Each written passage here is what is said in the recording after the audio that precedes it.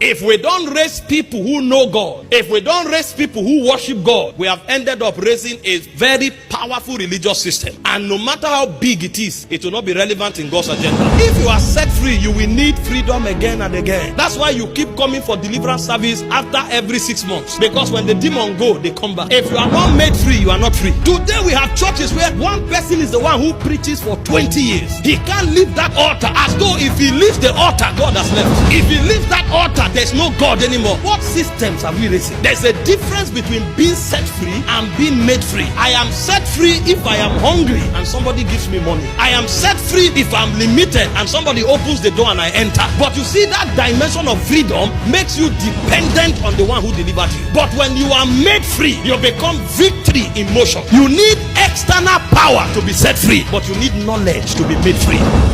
It's not a glorious thing that people queue up to see one man because he's the only one who can manifest God. And unfortunately, that's the kind of church we have built. For 10 years, everybody is still queuing up to meet one man. All the appointments is to see one man. Meanwhile, the secular institution that is supposed to be a lower version of reality knows better. They admit people into the university. After 5 years, they all graduate as professionals, as engineers, as doctors, as lawyers, as pharmacists, as philosophers, as physicists, as chemists. In 4 or 5 years, they are able to model what the lecturers who taught them were modeling. How come we have a church system where it's the same person who has been organizing the miracle service that has been organizing it for 10 years? The same person who organizes the deliverance service is the one organizing it for 10 years. And then the church becomes big. You find people who don't know God celebrating that man and deifying him. And the man is happy, thinking he's succeeding. You are not succeeding because the number increased. Now, when the number increases, a blessing. I don't speak against number. Why? Because when the number increases, it shows that souls are being won. But you are successful when that number is being transfigured into the likeness of God. That's where the real success is. The real success is not in the number. The real success is in the degree of transfiguration. So that when you are not there, anybody can enter your shoes. Jesus himself was speaking. He said, it is much more blessing for you that I live. Because if I don't live, the Holy Ghost will not come and you cannot manifest. Today we have churches where one person is the one who preaches for 20 years. He can't leave that altar, as though if he leaves the altar, God has left. If he leaves that altar, there's no God anymore. What systems have we raised? There's a challenge. If nobody else can do what we are doing, then that Christianity is not the type that Jesus left. We must be able to raise people who are able to manifest God. This is where men will truly be free. There are 2 ways of accessing liberty. The Bible said, he who the Son of Man sets free is free indeed. You are set free when you are delivered from circumstantial limitation.